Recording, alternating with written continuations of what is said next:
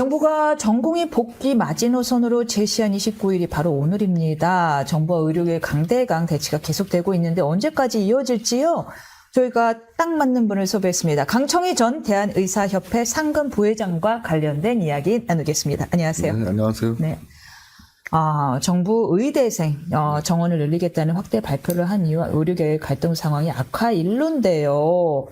대한의사협회 전 상근 부회장으로 계셨단 네. 말이에요.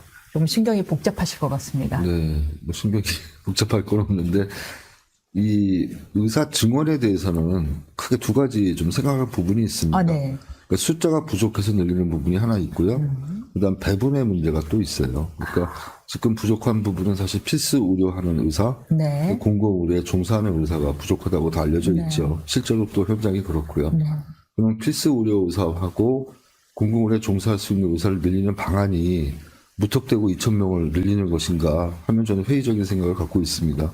물론 경제도 그렇지만 의료계 안에서도 낙수 효과라는 건 기대하기 힘듭니다. 숫자가 많아지기 때문에 그 넘치는 숫자가 다른 곳으로 유입될 것이라는 기대는 좀 버려야 되지 않나 이런 생각을 하고 있기 때문에 오히려 정부가 좀 더 정밀하게 추계를 해서 어느 정도의 인원이 몇 년도까지 필요하고 그 인원이 의사 인력뿐만 아니라 보건의료 인력 전체에 좀 설계가 돼 있는 상태에서 간호사 인력, 그다음에 기타 그 의료 외 인력, 보조 인력들이 어느 정도 필요한지를 같이 추계해서 그걸 의사 인력하고 같이 연합 결부시켜가지고 몇 년도까지 얼마 정도를 증원하겠다는 계획을 먼저 내놓고 어떻게 점진적으로 늘려갈 것인가 같이 합의하는 것이 타당한데 이번엔 좀 이상한 게 2,000명이나 숫자에 너무 고정돼 있다. 전혀 타협의 여지가 없다는 이야기들을 계속 하고 있어서 이거는 강대강 대치를 오히려 유도하고 있는 것이 아닌가. 어떻게 보면 파업 유도하고 있다고 저는 보고 있습니다. 파업의 유도다라는 말씀이시고요. 그렇다면 지금 말씀하신 분이면 절대적인 의사 수의 부족이 아니라 필수 의료, 공공의료의 그 특정 분야만이 의사가 부족할 뿐이다라는 말씀을 주시는 건가요? 그럼 뭐 지역마다 좀 특성이 틀립니다. 네. 서울 지역은 어떻게 보면 개원이가 과다하게 지금 있죠. 수도권하고. 근데 마치 지방에 가면 의료 수요도 적지만 또 그 종사하는 인력도 적게 분포하고 있거든요. 그다음에 필수 의료라고 우리가 표현하는 산부인과 또 소아과 이런 인력들이 지방에서 좀 구하기가 힘들죠. 그런 이유는 분만 건수 자체가 많이 줄었고 실제로 신생아 숫자가 줄었기 때문에 산과가 너무 힘들어요. 네, 그래서 지방에서 그런 출산율이 높거나 뭐 아기들이 많으면 네. 소아들이 많으면 그런 과들이 있을 텐데 실제로 적은 인원을 보는 과가 유지될 수 없기 때문에 수도권으로 다 집중하게 돼 있고 환자분들도 이제 KTX가 뭐 3시간 반이면 서울 올 수 있잖아요. 어디든지. 그러면 다 중환 뭐 자기가 어느 정도 암이나 어떤 중환 병이 있다고 생각하시면 거의 대형 병원을 찾으러 서울로 오시기 때문에 자꾸 지방으로는 이제 침체하고 있는 것이죠. 그렇다면 아무리 의사 수가 늘더라도 지방으로는 안 갈 것이다. 그렇기 때문에 지방에 의사 인력을 유입할 수 있는 제도를 만들어야 되는데 그 지원책이 뭐 여러 가지가 있겠죠. 뭐가 있을까요? 네. 일단은 지방병원, 네. 우리 지방병원을 두 가지를 볼 수 있는데 민간병원도 있겠고요. 그다음에 공공병원이 있겠죠. 근데 거기에 더해서 더 생각한다면 이제 종합병원들, 우리 대학병원들, 그 대학병원하고 국립대병원, 그다음에 지방 공공의료원을 좀 같이 묶어서 뭔가 좀 정부가 세제 지원도 해주고 세원으로 기금을 만들어서 거기에 우수 인력들이 시설과 장비를 갖추고 서울의 대형 병원 같은 진료를 할 수 있는 수준을 높이는 그런 노력들을 해줘야 된다고 생각을 하고요. 네. 그다음에 지방의 개원율을 늘리기 위해서는 그 지방의 환경을 또 좋게 만들어야죠. 이건 사회학적인 문제가 또 있죠. 사회교육적으로 교육 환경도 좋게 만들어야 되고. 사실 의사들도 다 그렇죠. 자식 있는 사람들이니까요. 또 문화 그렇죠? 자식의 교육이 제일 중요한 사람들인데. 그거는 지방 분권 시대에 맞춰서 지방 이제 활성화를 좀 시켜줘야 될 그런 다 같은 정책들이 다 연계돼 있다고 생각합니다. 그런데 이제 문제는 이제 네. 여기에 대한 흔히 나오는 반론이 우리가 OECD 최하위권이다. 인구 1,000명당 의사 수가. 그리고 네. 실제로 얼마 전에 서울대 의대 교수도 아니 수요가 기본적으로 공급이 부족하니 연봉이 센 거 아니냐. 지금 거의 4억이다. 이런 이야기를 했습니다. 여기에 대한 의견 어떠세요? 4억은 굉장히 드문 경우로 저는 알고 있고요. 네. 이 4억이라는 포커스에 맞출 것이 아니라 이 정책의 주안점이 아니 솔직히 어딘가. 말하면 일반인들은 이역도 많다고 생각을 합니다만은. 네. 네. 너무 좀 과장된 표현도 좀 있습니다. 사업은 극히 응급의학 전문의를 못 구하기 때문에 일시적으로 지방의료원이 제시했던 거죠. 금액이고 세금 다 제하고 나면은 실제 수령액 자체가 2억 좀 넘겠죠. 세금이 다 붙기 때문에 이거는 뭐 사업에 대해서 제가 잘 받아보질 않아서 말씀드릴 건 아닌데 문제는 요번에 의사수 증원이 의사 인건비를 깎기 위해서입니까? 그거 아니지 않습니까? 의사 수가 부족하기 때문에 늘린다는 논리를 만들었으면 의사의 기득권을 타파하겠다고 정책을 설계했다 그러면 그런 논리를 세워야 되는데 아니, 이 얘기의 네네. 본질은 의사 수가 그렇게 적기 때문에 실질적으로 딴 대비 연봉도 높은 것이고 그렇죠. 실제 OECD 대비 의사 수도 적은 거 아니냐라는 얘기인 거죠. 실질적으로 공급이 적다. 네. 대비해서 의사 수가 적다고 표현하는 부분은 네네. OECD 국가들의 의료 시스템하고요. 네. 우리나라 의료 시스템은 좀 차이가 있어요. 네. 우리나라는 민간 의료 중심으로 설계가 돼 있고요. OECD의 상위층에 있는 국가들은 공공의료 중심으로 설계되어 있습니다. 그렇기 때문에 그 의료 시스템 자체가 다른 걸 가지고 단순하게 숫자만 비교하는 건 좀 문제가 있는데 그래도 국민들이 느끼기에 내가 의료 서비스를 즐기기에 의사 수가 부족하다 그러면 사회적 논의의 문제지 그거를 뭐 꼭 OECD 국가가 이렇기 때문에 우리가 그렇게 한다고 얘기를 한다면 실제로 병상수는 OECD 국가 중에 많은 편에 들어가요. 그 병상수 사실 줄여야 되거든요. 그래야 의료에 소비되는 비용을 줄일 수가 있기 때문에 병상수가 과다합니다. 우리나라는 사실. 왜요? 그 가짜 입원한 환자가 많은 거예요. 입원 케이스에 대해서 조금 우리가 넓게 돼 있어요. 그러니까 외국은 정말 급성기 환자들, 회복기 환자들, 요양병원에 있는 환자들 이렇게 나눠서 볼 수 있는데 우리나라는 급성기 환자가 상당히 많습니다. 그다음에 또 장기 요양이 필요한 분들도 병원에 시설에 계속 입소를 해가지고 계신 분들이 많고요. 재가에서 볼 수 있는 분들은 사실 재가 치료로 돌려야 되거든요. 그러니까 재가 치료를 할 수 없는 입장이기 때문에 시설에 요양병원이나 이런 데 환자들이 많이 계신 거죠. 우리는 그거를 병원에서 입원료 받으려고 입원시킨다라고 좀 받아들였거든요. 그렇게 일견에서 볼 수 있어요. 네. 왜냐하면 시설이 이미 있기 때문에 빈 병실을 운영할 수 없으니까 많이 입원시키잖아요. 그런데 그 악순환을 고치려면 예. 300병상 미만의 병원들이 제 기능을 할 수 있게 해줘야 되는데 되게 입원실로 호텔방처럼 이용한다 그러면 안 되지 않습니까? 그러니까 입원을 하는 적정 입원 기준이 있어야 되고요. 그다음에 빨리 사회 복귀할 수 있으면 복귀를 시켜야 되고 또 집에서 요양 치료를 할 수 있으면 재가 치료로 돌려야 되는데 그 시스템이 지금 부재한 게 문제입니다. 그렇기 때문에 사실 OECD 국가 대비해서 제일 문제가 되는 것은 병상수가 과다하다. 저는 그렇게 해석하고 있어요. 이제 일부 의대분들이 이런 속내를 비쳤다가 또 이제 국민들이 반발하고 있는데 네. 저는 일부 있다고도 봐요. 근데 이제 의사분들이 이런 이야기를 했죠. 솔직히 말하면은 의사가 다른 직군 대비 많은 연봉을 받고 있기 때문에 우리가 공격을 받는 거 아니냐. 이런 속내도 하고 의사 있더라고요. 인건비 문제는요. 네. 의사가 어떤 일을 하는가에 대한 게 제일 중요한 것 같아요. 네. 근데 의사들이 일단 생명을 지키는 일을 하는 사람들이고 네. 생명을 어떻게 중환자 케어부터 시작해서 여러 가지 응급의료 이런 쪽에 종사하는 분들이 많고 비급여 시장은 오히려 페이가 높은데 성형외과나 미용수술하는 게 훨씬 높지 않습니까? 그건 자기가 가격 결정하는 구조고요. 나머지는 공보험 체계 하에서 이미 가격이 결정이 돼 있는 구조입니다. 그렇기 때문에 본인이 시술을 많이 해서 더 많은 수익을 창출하는 그런 제도는 아니에요, 사실. 하지만 의료 이용량이 늘어나면 결국은 공보험 지출도 많아지고 그게 의사 수입으로 갈 수 있는데 의사 숫자가 많아진다 그래서 경제적 논리에 따라서 수입이 적어질 것이라고 저는 기대하지 않는 이유가 수요를 창출하는 게 의료입니다. 의사 수가 많아지면 그만큼 의사가 자기 영리 활동을 유지하기 위해서 환자를 더 늘릴 수가 있어요. 예방도 할 수 있고 치료도 더 과잉 치료도 나올 수 있고 여러 가지 문제들이 또 발생하기 때문에 그런 거에 대한 감시 체계가 같이 따라 작동이 돼야 됩니다. 근데 실제 변호사들은 숫자가 늘어서 많이들 평균 수익이 준 건 사실이거든요. 그러니까 변호사님들하고 좀 틀린 부분을 제가 좀 지적해서 말씀을 드리면 네네, 좋아요. 어떤 분이 그런 얘기 했더라고요. 변호사 수입 는 것보다 의사 수입 는 게 10년 동안에 훨씬 더 많이 증가를 했다. 그건 숫자 때문에 그렇다 이런 논리를 피시는데 좀 시작점이 틀려요. 그 변호사님이 근무하는 건 되게 일과 시간 근무를 많이 하시고 야간 응급은 없지 않습니까? 야간 응급으로 뭘 하는가요? 그렇지 않아요. 그러니까 서류 작업 같은 걸 하실 수 있는데 저희야말로 의사들을 부러워했던 게 의사들은 보통의 이제 야간 응급 외에는 6시면 칼트죠. 대학병원 외에는 개원이들은요. 개원이들은 보통 개원이들 7시면 칼 텐데 저희는 11시, 12시입니다. 그거는 의뢰인들 전화 받는 것도 11시, 12시 새벽이에요. 의사들 되게 종합병원에 근무하는 의사들은요. 그 개원가만 모셨기 때문에 그런데 24시간 365일입니다. 콜룸.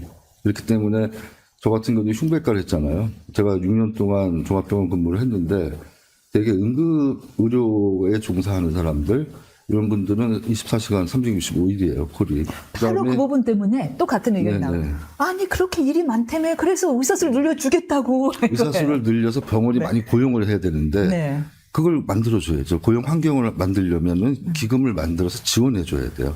지금 건보 체계 하에서 100조를 지금 쓰고 있는데 그럼에도 불구하고 흉부외과나 신경외과나 1명에서 2명을 되게 고용을 합니다. 그게 왜 정해져 있더라고요. 그렇죠. 예, 그럼 왜냐면 병원 수입을 보장을 자기들이 해야 되니까 저수가 체계에서 버티려면 사람 숫자를 적게 써서 월급 지출을 줄여야 되거든요. 그러면 의사를 예를 들어 흉부외과 의사를 2명 이상 쓴기만 해도 40에 은퇴 안 하죠. 또 오랜 시간을 아마 종사할 겁니다. 근데 대학 이 종합병원 입장에서는 사람들이 빨리 바뀌는 게 좋아요. 젊은 사람들이 와서 열심히 하고 나이가 든 사람은 또 개업시장으로 나가고 그걸 원하기 때문에 눈도 침침한데 남의 영상을 그러니까 어떻게 보겠어요. 한 명 정도를 되게 고용하는 이 시스템을 바꿔야 되는데 네, 그러면 그렇겠네요. 인건비 보전이 필요해요. 응급의학과는 무슨 인건비 말씀인가요? 보전이 됩니다. 건강증진기금에서 일종 기금을 만들어서 지원하는 게 있고요. 그거 수가의 문제로 교통범책금에서도 가네요. 있고요. 결국 수가의 문제가 따라져 있습니다. 2,000명이라고 얘기한 거에 다들 분노했어요. 아니 그거 어디서 나온 수준이에요? 그것도 최소 2,000명. 네. 그래서 2,000명, 뭐 10,000명이 부족하니까 2,000명 빨리 뽑아서 5년 안에 채우겠다는 뭐 생각으로 만든 걸 수는 있는데 상당한 무리수죠. 왜냐하면 교육 시스템이 한꺼번에 그 많은 학생들을 수용할 수 있느냐 하는 문제, 그 사람들이 쏟아져 나왔을 때 수련 환경이 그만큼 수용할 수 있는가의 문제, 그다음에 그 사람들이 이 1차 의료 시장에 나왔을 때 그분들은 과연 무엇을 할 것인가. 그럼 결국 미용하고 피부로 빠질 수밖에 없다고 저는 생각을 해서 안전장치를 걸어야 되는데 그러려면 새로 배출되는 인원들이 공공의료, 필수의료를 가게끔 유인책을 잘 만들어서 그걸 같이 결합해서 정책을 발표해야 되는데 지금 정책을 보면 그게 빠져 있어요. 다소 의도적이라고 보십니까? 저는 목표가 아까 말씀드렸듯이 의사 인건비를 낮추겠다는 목표 하나. 그건 결국은 의사 기득권을 해참으로 해서 국민들의 어떤 호응을 얻겠다는 거 하나. 또 한 가지는 의료 영리화의 개념도 여기 숨어 있다고 저는 생각을 해요. 왜냐하면 갑자기 많은 인원을 늘려서 지금 3,058명이 만약에 배출된다고 그랬을 때 거기에 2,000명이 늘면은 한 5,000명 이상이 배출이 되지 않습니까? 10년이면은 5만 명 이상 배출되는 거예요. 또 5만 명이라는 인원이 지금 14만 명이 종사하는 의료 시장에서 되게 100조 시장이 건보가 지급이 되는데 한꺼번에 그렇게 늘어났을 때 건보가 200조를 만들 수가 없죠. 그럼 보험료율 인상이 필요한데 지금 GDP 대비 8% 인상선에 묶여 있지 않습니까? 그럼 결국 공보험 체계는 무너지고 공보험 이후에 사보험이 이제 시장이 활성화되죠. 그래서 사보험으로 지탱할 수밖에 없을 것이다. 이 정권이 추구하는 바가 사보험하고 플랫폼 사업자의 어떤 이익을 주기 위한 방향으로 의료 정책을 설계하고 있다 그러면 그런 쪽으로 설계를 통해서 일단 의료 체계를 붕괴시키는 쪽을 하나 만들고 플랫폼 기존에 회사라고 하면 이제 결국에는 비대면으로 갈 것이다. 그렇죠. 그런 시장 하나 활성화를 시키고 그다음에는 이 사보험 시장을 또 활성화시키는 정책 방향성이 있지 않나 그런 의심이 계속 들고 있습니다.